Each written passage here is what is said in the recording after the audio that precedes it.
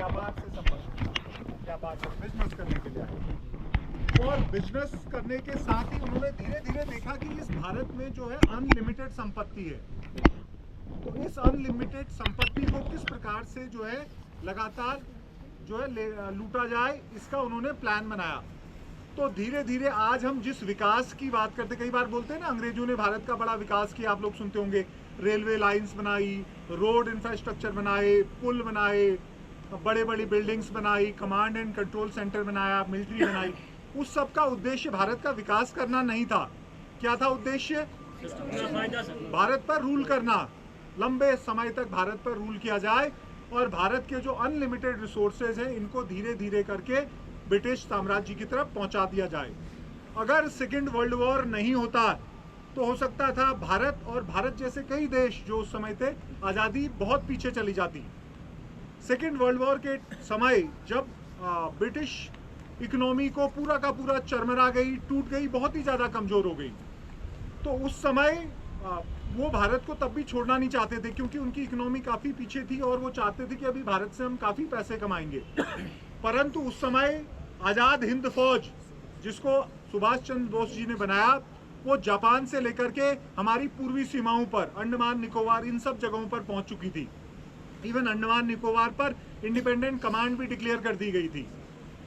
दूसरा, भारतीय जो हिंद फौज थी, आज़ाद हिंद फौज के बहुत सारे नुमाइंदों पर उस समय मुकदमे वगैरह चल रहे थे लाल किले में, जिसकी वजह से देश में एक रोष का माहौल चल रहा था। नेवल म्यूटिनी हो चुकी थी, नेवी ने म्यूटिनी करके, विद्रोह करके बहुत सारे ब्रिटिश शिप्स के ऊपर कब्जा कर लिया था। क्रांतिकारी लोग बहुत ज़्यादा पावरफुल हो चुके थे। तो इन सब को देखते हुए ब्रिटिशर्स को डर लगा। ब्रिटिशर्स को ऐसा लगा कि जिस प्रकार 1857 में ब्रिटिश साम्राज्य का ऑलमोस्ट अंत होने वाला था, वैसी स्थिति आ जाएगी, और इसीलिए वे लोग इस भारत से सब के सब गए। आप देखो, किसी भी देश को देखो, Brazil, south Africa, Rhodesia, Australia, US, अभी दूसरे प्रकार से, और किसी भी देश को देख लो, ब्रिटिशर्स ने पूरा नहीं छोड़ा। आप देख लो आज भी पूरा का पूरा उनका साम्राज्य, साउथ अफ्रीका का, ब्राज़ील का, और नीचे के जो राष्ट्र है, रोडेशिया हो गया, अफ्रीका के बहुत सारे कंट्रीज हैं, पूरा का पूरा छोड़ के नहीं गए।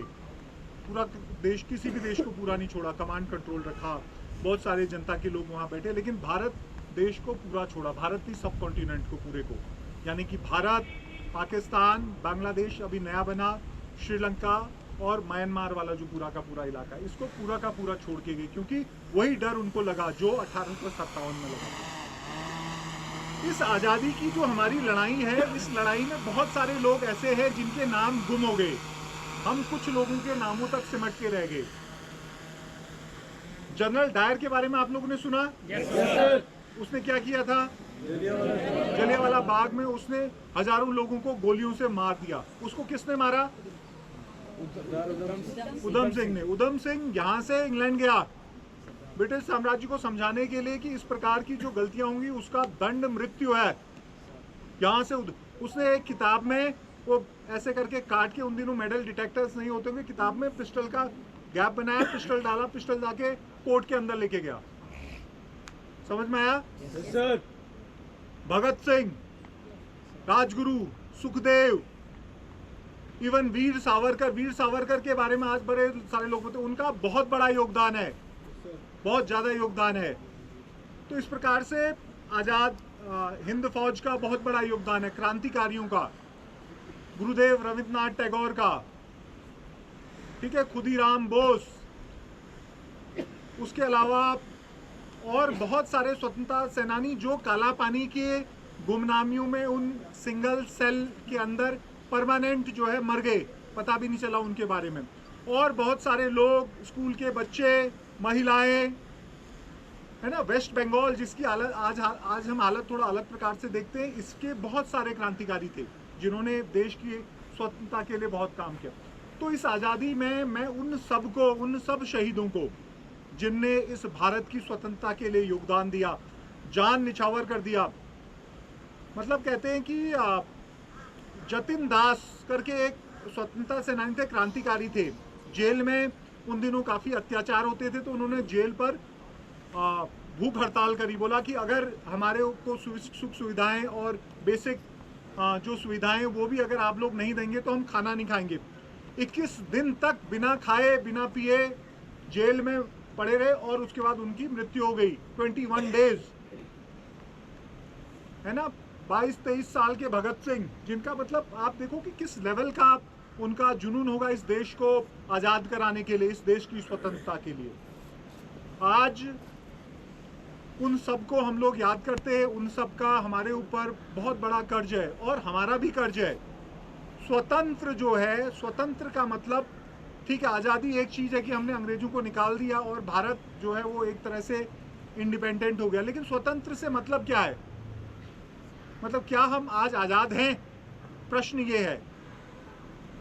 आज़ाद अगर आप तब होंगे जब आपके विचार स्वतंत्र हैं, यानी कि आपके विचार भारतीय हैं, आप भारतीय संस्कृति से जुड़े हुए हैं, आपको आपकी संस्कृति के वस्त्र पहनने में, भाषा बोलने में, खान पान, रहन सहन, नृत्य संगीत में अगर आपको गर्व महसूस होता है तो आप स्वतंत्र हैं। अदरवाइज विचारों की गुलामी भी गुलामी है, थॉट्स की गुलामी, विचारों की गुलामी। आज भी अंग्रेजी भाषा में जब व्यक्ति बोलता है तो वो सभ्य हो जाता है, वेस्टर्न कपड़े पहनता है तो वो सभ्य हो जाता है, वेस्टर्न तरीके से खाना खाता है तो वो सभ्य हो जाता है, और भारतीय तरीकों से अगर चलता है तो असभ्य हो जाता है, वो पिछड़ा हो जाता है। इस प्रकार के विचार जब तक आपके दिमागों से नहीं जाएंगे तब तक स्वतंत्रता नहीं है। मैकॉले की शिक्षा पद्धति में मैकॉले ने 150 साल के प्लान में यही डिसाइड किया था। जब मैकॉले भारत आया, उसने पूरे भारत को घूमा, उन्होंने देखा कि इस देश को आखिर बर्बाद कैसे करें हम।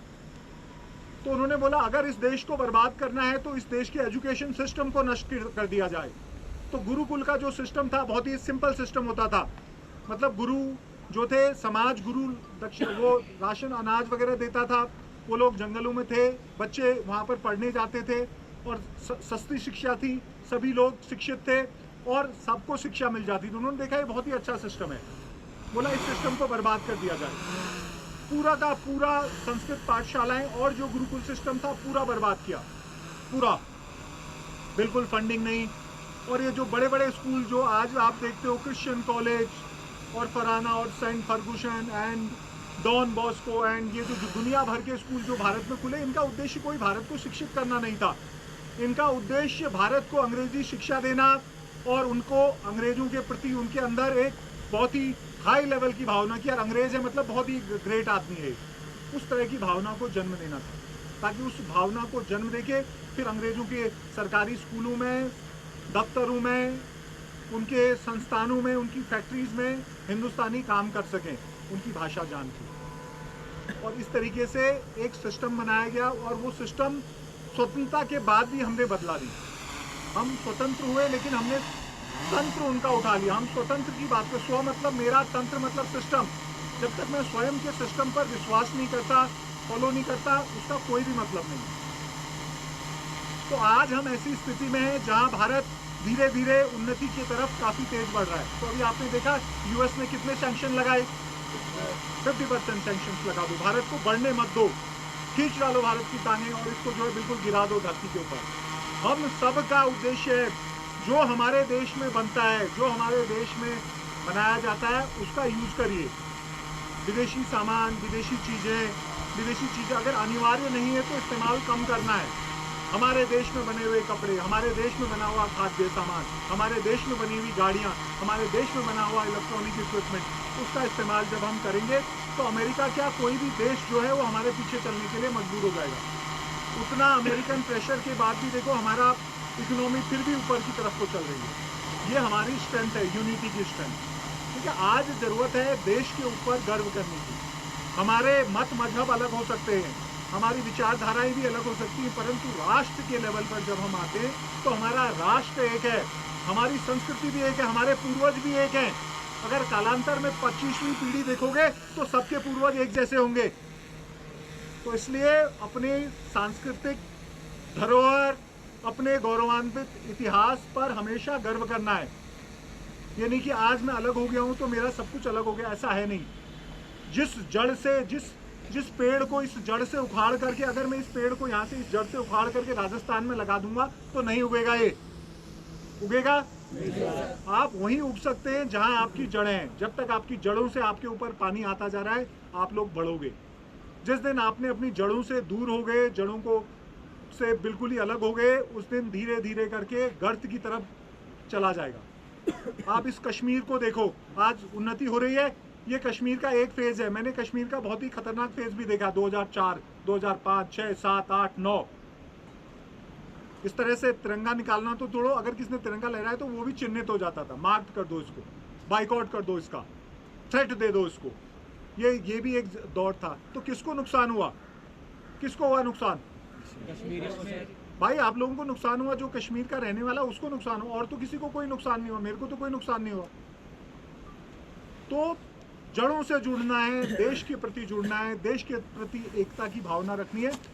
और इंडिविजुअली हम अलग अलग हो सकते हैं, हमारी पूजा पद्धतियां अलग हो सकती है, हमारे विचारधाराएं अलग हो सकती है, हमारा खान पान अलग हो, जो भी अलग हो, परंतु राष्ट्र के लेवल पर आप लोगों ने एकता के भाव को रखना, अपने देश को एकता के भाव में पिरोना। हमें भारतीय होने पर गर्व करना है, हमें अपनी संस्कृति के ऊपर गर्व करना है। और उन लोगों ने जिन्होंने बलिदान दिया, बड़ा मुश्किल होता था, आपको मालूम है, अलग रास्ते होते थे, आप चल नहीं सकते हो, ट्रेन के हर डिब्बे में बैठ नहीं सकते हो, बहुत सारी जगहों पर dogs and Indians are not allowed, ऐसा बड़ा बड़ा लिखा रहता था। आप सोचो कि किस स्थिति में और किस दयनीय स्थिति में देश के लोग रहते होंगे। उस स्थिति में जिन लोगों ने लड़ा, उनके पूरे के पूरे परिवार और पूरी की पूरे वंशावली नष्ट हो गई।